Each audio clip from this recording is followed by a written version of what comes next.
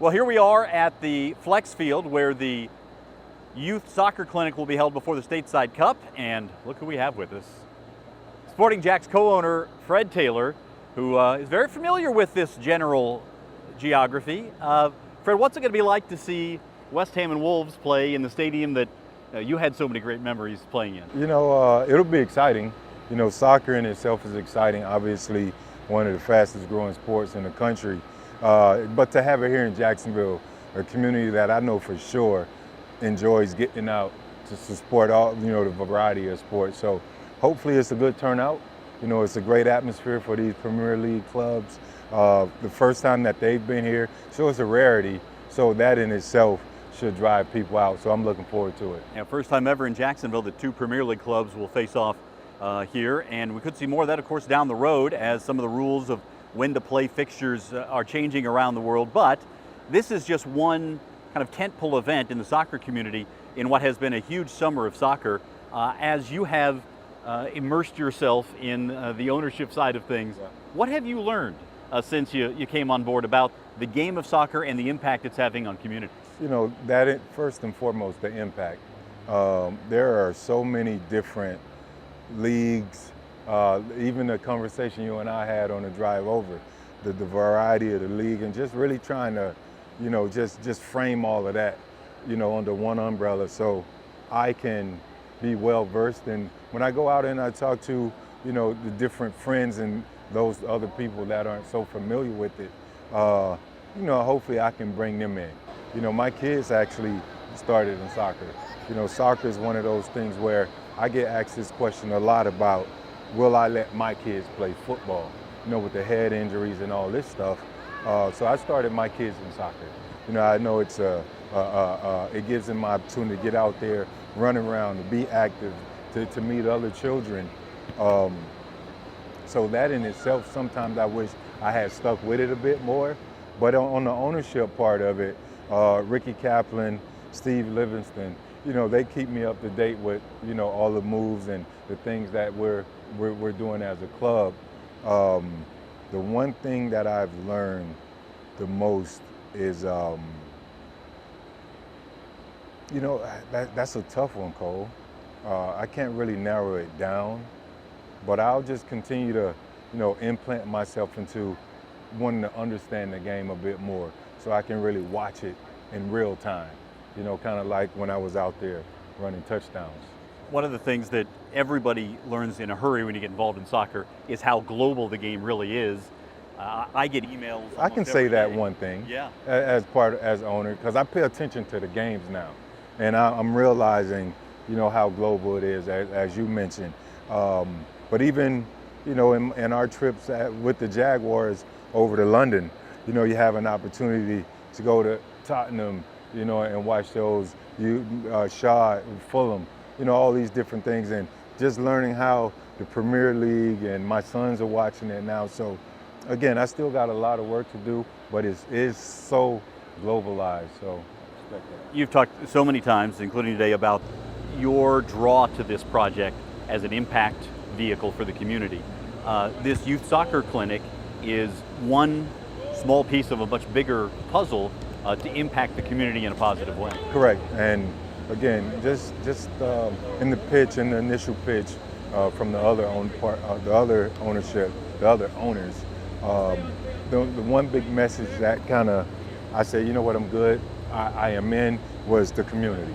You know, lifting every voice, being all inclusive, including all the areas of the First Coast into this project. And for me, it starts with that. You know, they talked about youth development. You know, I understand what it's like to be a kid and not be able to afford to be a part of something.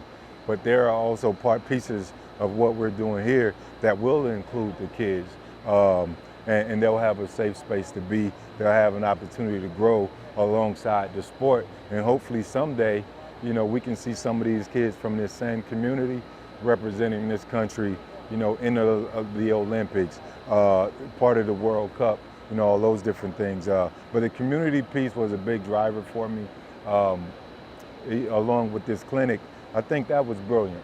You know, that's brilliant to be able to include the kids, have them come here alongside the the greats here from the Premier League, give them an opportunity to see that. It was just a win-win. One of the other components, of course, of Sporting Jacks is that for the first time in the history of Jacksonville, there'll be a professional women's team of any sport coming here. What does that mean to you to be able to be a part of that and be groundbreaking in Jacksonville? Again, going back to inclusivity, there are a lot of, talk and conversation when you talk women's sports, especially nowadays. Let's use the WNBA, for example. They've been around for some time, but they hadn't grown nearly as fast as the NBA. But now they have a brilliant star like a Caitlin Clark that has all eyes on their league. Angel Reese, she helped bring eyes to their league. And now having a women's sports, you have the inclusivity. You have an opportunity for Jacksonville to get out on the forefront. As the USL and soccer grows, Jacksonville will always be one of those places or cities that said we did it first.